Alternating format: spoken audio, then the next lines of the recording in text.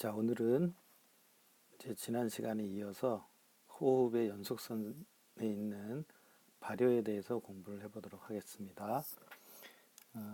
발효에 대해서 얘기를 하려면 이제 산소 호흡과 무산소 호흡을 비교를 해봐야 되는데요.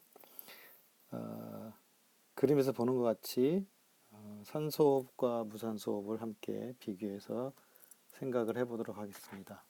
산소는 해당 과정을 거친 후에 해당 과정 이후에 해당 과정을 거친 후에 그 다음 과정이 TCA 회로였죠. TCA 회로. 그 다음에 거치는 것이 산화적 인산화. 그죠? 산화적 인산화. 이 과정을 거쳐서 TCA 회로와 전자 전달계, 산화적 인산화를 거치면서 굉장히 많은 양의 에너지를 만들어내게 됩니다. 그죠? 상당히 많은 양의 다량의 ATP를 생산을 하게 되죠. 그리고 포도당이 완전하게 이산화탄소와 물로 완전하게 분해되는 모습을 볼 수가 있습니다. 그래서 포도당이 완전하게 분해가 되면서 많은 양의 ATP가 생산이 된다. 이게 산소호흡에서 일어나는 일이고, 그 반면에 무산소호흡은 이제 우리가 오늘 배울 텐데, 무산소호흡은 완전하게 분해되는, 완전한 산물로 분해되는 것이 아니라 불완전한 산화가 일어납니다. 그래서 불완전한 산화가 일어나면 젖산이나 뭐 알코올, 그죠? 에탄올 이런 것들이 만들어지면서 상당히 많은 양의 에너지가 그대로 남아 있는 거죠. 많은 양의 에너지가 남아 있다는 얘기는 만들어지는 에너지가 상당히 적은 양으로 만들어질 수밖에 없다. 그렇게 얘기할 수 있습니다. 그래서 우리 몸에서 일어나는 그 무산소호흡 과정을 두 가지로 나눠서 생각해 볼 수 있는데, 첫 번째는 발효, 그렇죠? 발효 과정을 거쳐서 거치는 것이 있고, 하나는 부패 과정이 있습니다. 발효와 부패가 있는데, 이 발효와 부패는 순전히 사람들 기준으로 만들어진 거죠. 그래서 발효는 어떤 걸 볼 수 있냐면, 사람들이 보기에 이로운, 그죠? 사람의 편에서 사람에게 이익을 주는 거, 그죠? 사람에게 이익을 주는 무산소 호흡이라고 보면 되겠습니다. 사람에게 이익을 주는 무산소 호흡이에요. 그거에 비해서 부패는 굉장히 냄새가 많이 나고 사람들이 볼 때 별로 좋지 않은 그런 걸 볼 수가 있겠습니다. 그래서 악취가 나거나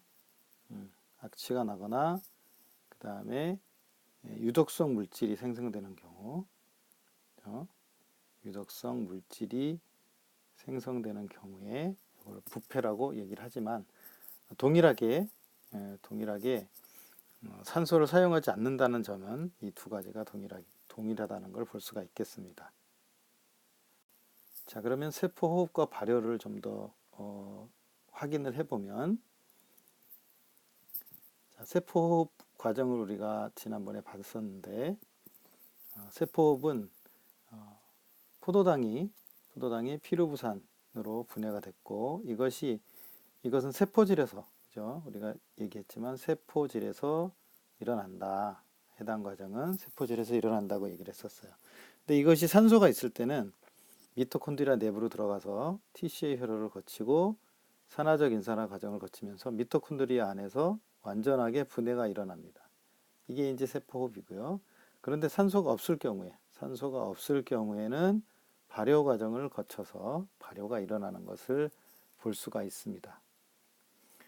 그래서 산소가 있을 때는 발효고, 산소가 없을 때는 발효고, 산소가 있을 때는 미토콘드리아에서 세포 호흡을 일어나는 것, 이걸 생각해 볼 수가 있겠죠. 그 다음에 여기서 이제 그러면 우리가 발효 과정을 한번 보면 발효는 어떻게 되느냐? 발효 과정을 보면 자, 포도당이 해당 작용을 거쳐서 피루부산을 만드는 과정까지는 동일합니다. 해당 과정, 해당 작용은 동일하게 일어나요. 그런데 산소가 없기 때문에 젖산이나 에탄올을 만들게 되죠. 그래서 포도당에서 피루부산이 만들어질 때 선생님이 요거는 NADH라고 쓴다고 했었지.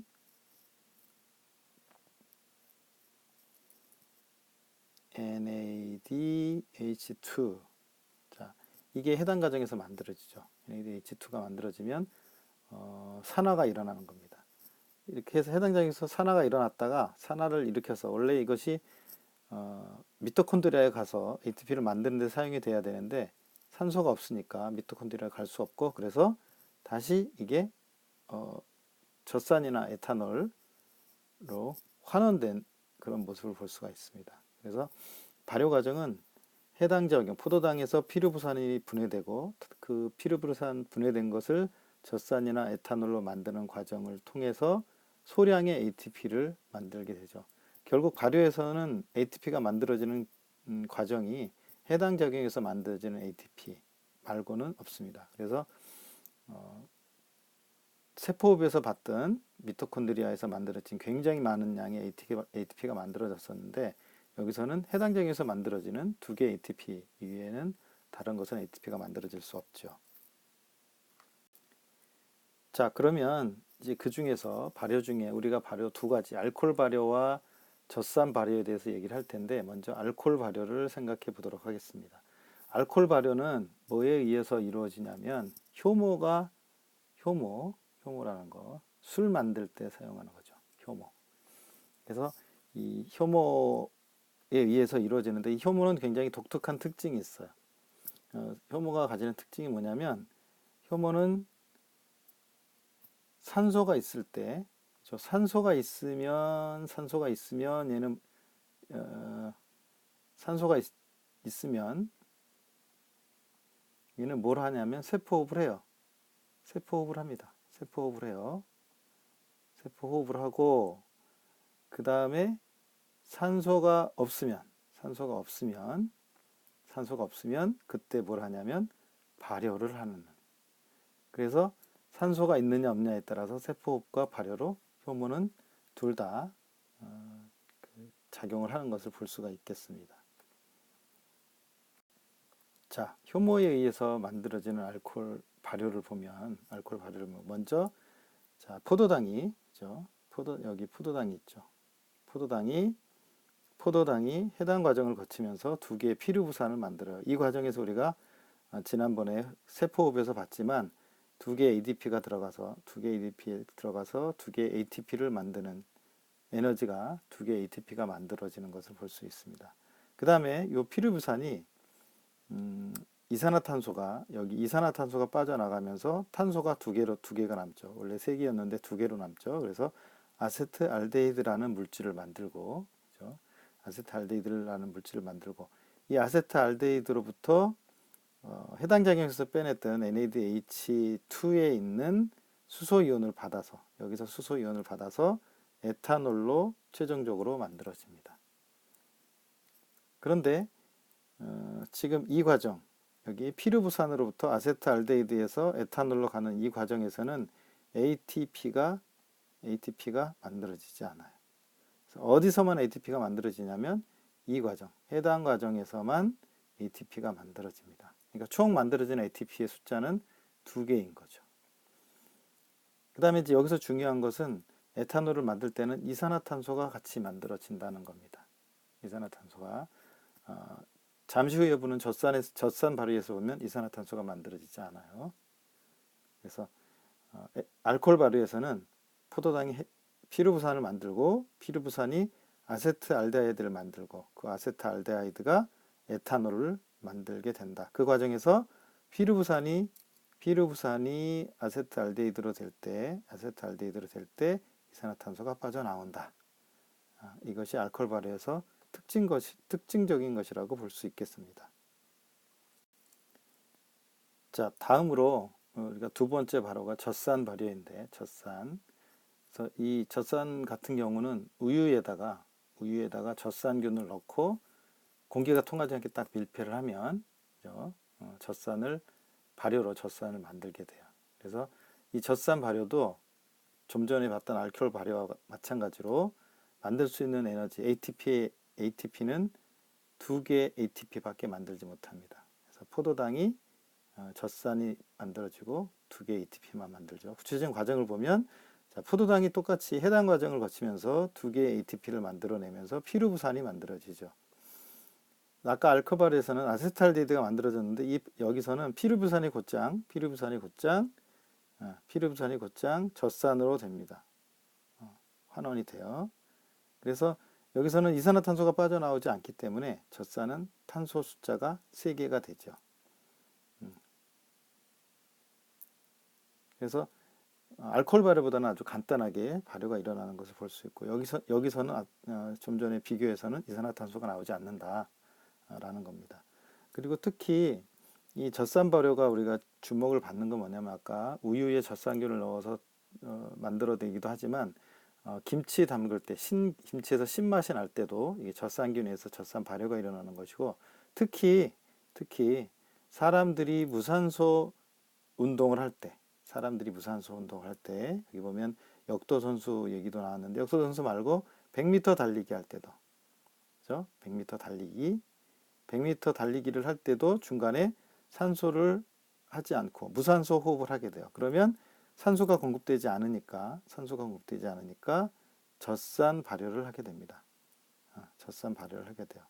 그래서 짧은 시간에 많은 에너지를 소비하는 운동을 할 때 그때는 무산소 운동을 하게 되고 이때 근육에서 젖산 발효가 일어나서 필요한 ATP를 공급을 하게 됩니다.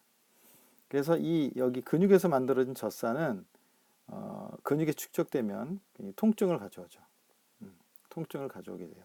그런데 그래서 이 젖산을 분해해야 되는데 이 젖산은 어디서 분해하냐면 간으로, 그죠?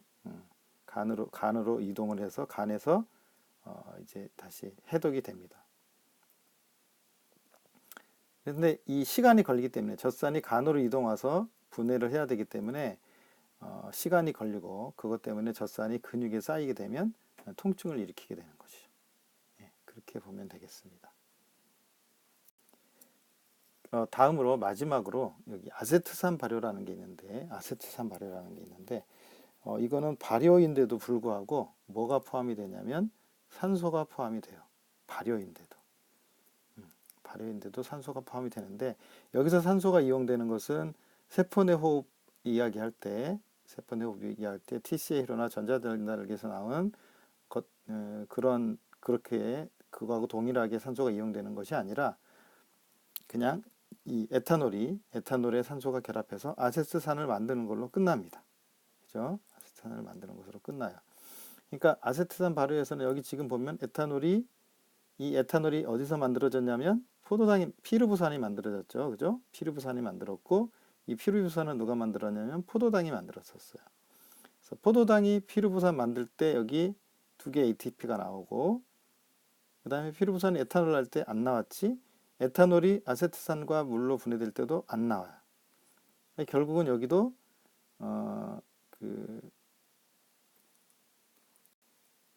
여기서는 이 과정, 요 과정 있죠. 이 과정에서는 ATP가 생성이 됩니다. 여기서는 ATP가 생성이 되는데 여기서 생성되는 ATP가 우리가 세포호흡에서 얘기했던 것 ATP 양보다는 적고, 그죠?